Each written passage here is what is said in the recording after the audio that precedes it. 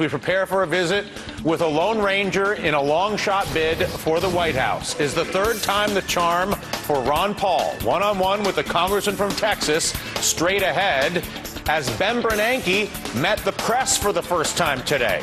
A big change for the Federal Reserve. Too bad the policies and rhetoric have not changed. Joining us now with a lot to say in response, outspoken Fed critic, outspoken Bernanke critic, and now a potential 2012 presidential candidate, Republican Congressman Ron Paul of Texas, who recently announced the formation of an exploratory committee for the 2012 race. Congressman, pleasure to have you back. What is the fundamental issue with a single individual or a group of individuals that is the board of the Federal Reserve, basically exercising supreme authority to manage our economy? What is your issue with that? Well, I don't think they're capable of doing it. I won't even challenge their intentions. They may be well-intentioned, but they can't do it. It's impossible. You know, he talks about all these new programs and designs to inflate the currency, and he just ushered in trillions of dollars worth of new money. Then the question comes up. The key question was, well, what is your position on the dollar? And you know what he said? He said what all the Fed chairmen have told me over the years. Well, that's the job of the Secretary of the Treasury, to take care of the value of the currency. And here he is inflating the currency and destroying it. In the very duration of his 1 hour press conference, the value of the dollar went down. It went down not only in relationship to other currencies, but it went down related to gold about $20 worth. And that's over 1%, maybe close to 1.5%. And then he says that the official policy is a strong dollar. So that to me just that sort of tips me off, and everybody else that should tip them off. It's just talk, you know. And then there was a good question asked about, well, there could be a time when prices will go up. Yeah, he recognized that prices could be going up, and we could get to the point that we would have to do something, and the repercussions on employment could be significant. Of course they could be. I mean, they're going to be forced into that trap, and he's not ready to do it. He won't admit that. Prices always go up for some other reason, never because the Federal Reserve creates new money. That's the part that sort of exasperates me, but he's reflecting a Keynesian version of fiat money and central economic planning that I just totally disagree with. And so how is it that you would recommend political tools or policy tools are used to rein in that abuse, whether the most obvious one being the threat to our currency, and some of the more minor and offensive ones, everything from Matt Taibbi's coverage of the money that went to the wives of Wall Street to the bonuses that continue to be paid out to these heavily subsidized banks? What tools exist to rein it in? Well, the tool should be not to have stable prices. That encourages wage and price controls. What you want is a stable currency. Now, he was pretty sharp, as all Fed chairmen are, about Congress spends too much money and get control of debt. The debt was a very serious problem.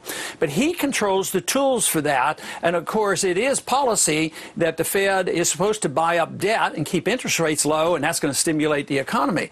But if we didn't have that policy, that's the most significant policy change that we could have, is take away the power of the Fed to buy the debt that the Congress creates. If they couldn't do that, if the Fed couldn't do that, interest rates would go up, and they say, oh, horrors, horrors. Well, more people would save money and drive interest rates down. Congress would have to quit spending money because they would be draining the reserves out of the financial system. So they would be self-regulating, but as long as the Fed is the lender of last resort, believe me, we're going to continue to have these problems, and it lasted for a long time, especially since 1971, longer than they deserved. But on this go-around, it's not going to be so easy just to inflate our way out. And he did not recognize in the press conference that you can have high prices with a weak economy. He keeps wanting to say high prices go up because of high demand, high demand for oil. That's the only reason the commodity prices are being pushed up. And as long as he accepts that, we're in big trouble because they will not come up with a solution,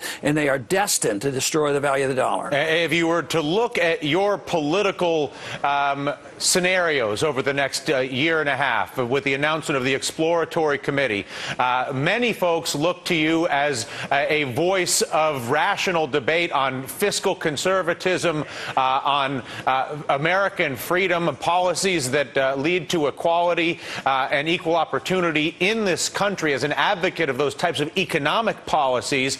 At the same time, there are those who are skeptical of your ability to win a nomination from the Republican Party because they perceive the Republican base to be overly invested in social issues that ultimately you may not be the strongest candidate to deal with. Do you agree with those who are skeptical of your ability to ride a fiscal conservative's wave to the nomination for president?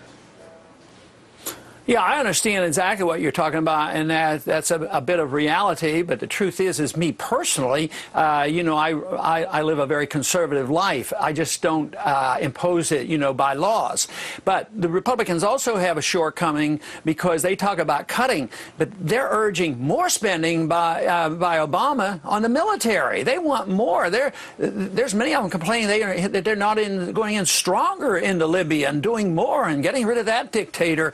So they're not willing to look at that. So I think the country is ready for this, to look at monetary policy, look at cutting the programs necessary, concentrating on a wise choice. And I think we should start with cutting this overseas stuff and getting out of all these wars. And I do think the domestic stuff has to be cut.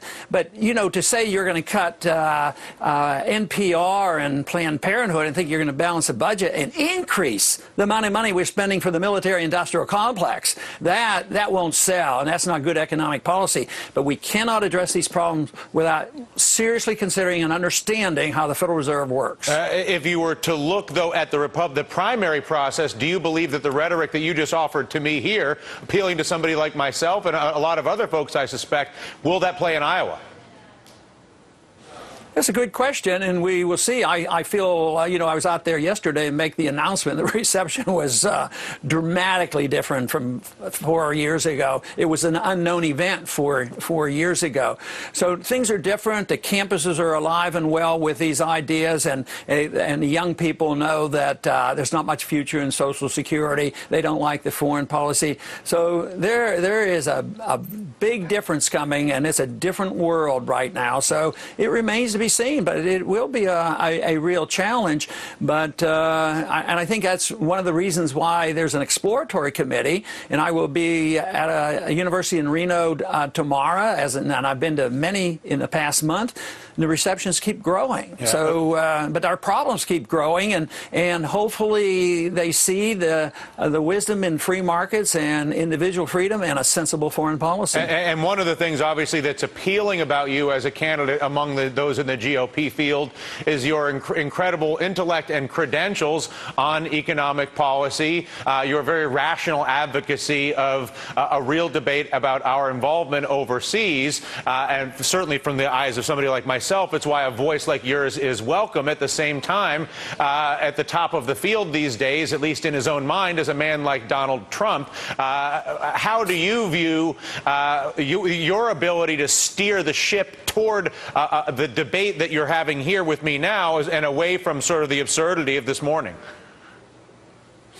Well, I sort of have been saying the same thing for a long time. I think the debate is coming my way or our way.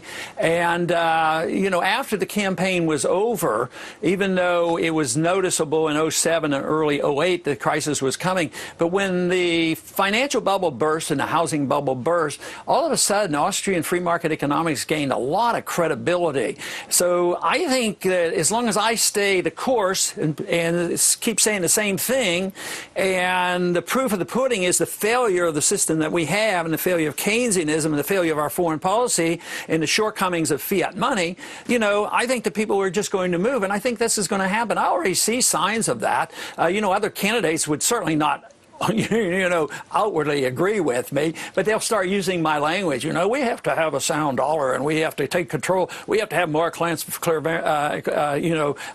with the Federal Reserve and transparency. So I think the language is changing. The intellectual climate is changing.